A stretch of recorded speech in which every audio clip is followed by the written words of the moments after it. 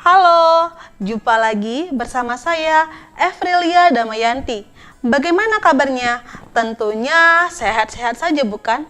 Nah, kali ini kita akan melanjutkan di bab yang kedua pelajaran bahasa Indonesia tentunya kelas 11, yaitu mengenai teks eksplanasi. Jadi, bagi kamu yang sudah kelas 11, silakan simak dan tonton video ini sampai habis ya.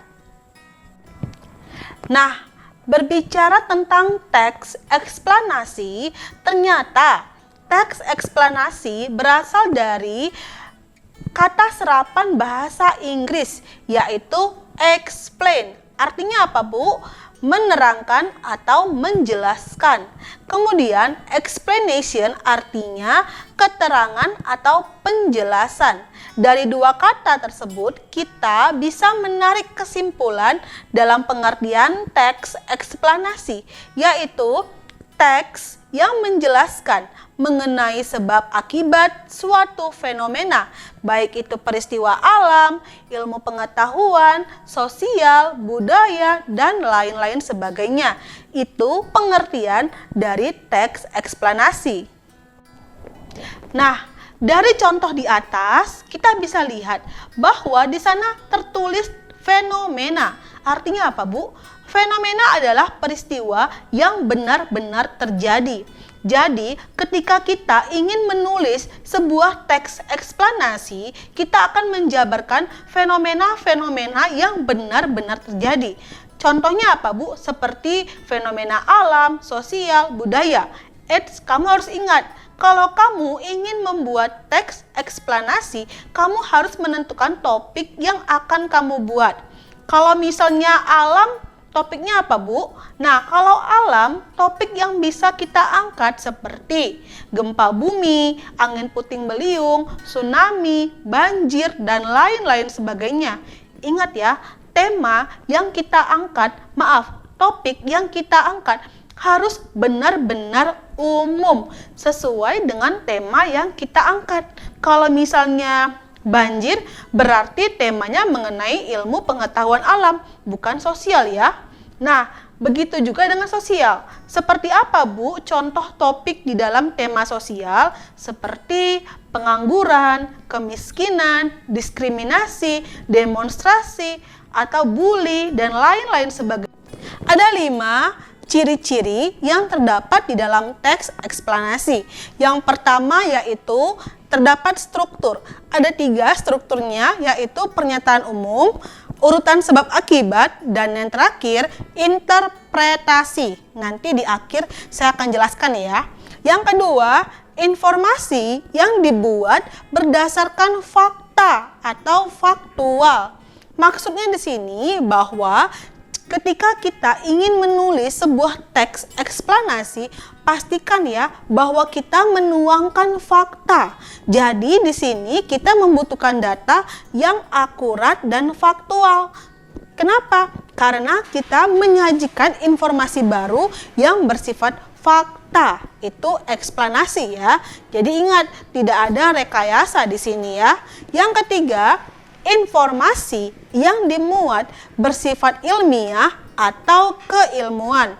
Contohnya sains, seperti yang telah saya sampaikan tadi, misalnya bagaimana munculnya pelangi setelah hujan. Nah, itu kan sains ya. Jadi di sana kita bisa memaparkan ilmu-ilmu pengetahuan atau keilmuan yang belum pernah diketahui oleh pembaca.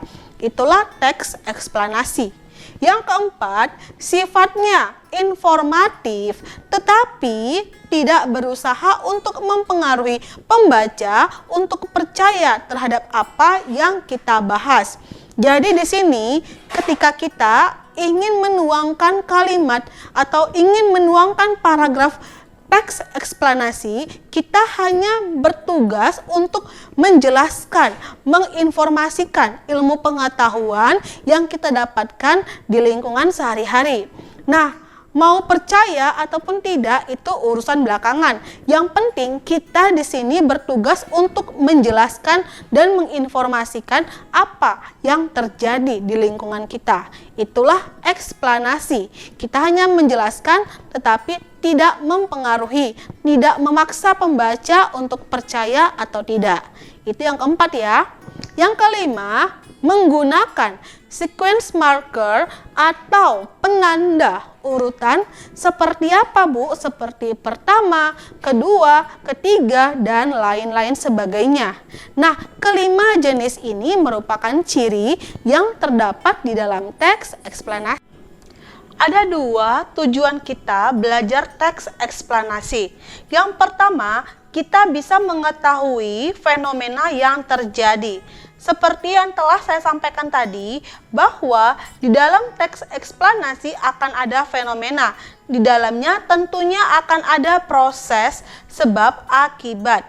Seperti itu ya. Jadi kita sebagai pembaca teks eksplanasi akan memperoleh informasi dari fenomena yang terjadi. Yang kedua, kita bisa mengetahui sebab akibat dari suatu peristiwa. Misalnya ya, kita membaca mengenai peristiwa alam, mengenai munculnya pelangi setelah hujan. Pastinya di sana kita akan mengetahui apa sebabnya, apa akibatnya. Karena pastinya di dalam teks eksplanasi akan dijabarkan mengenai sebab dan akibat dari topik yang diangkat. Jadi, dua tujuan ini yang akan kita petik ketika kita belajar atau membaca mengenai teks eksplanasi. Nah, sekarang kita masuk ke struktur. Ada 3 struktur yang terdapat di dalam teks eksplanasi. Nah, seperti yang tadi saya sampaikan bahwa ada 3, yaitu pernyataan umum, urutan sebab akibat, dan interpretasi. Saya akan bahas satu persatu.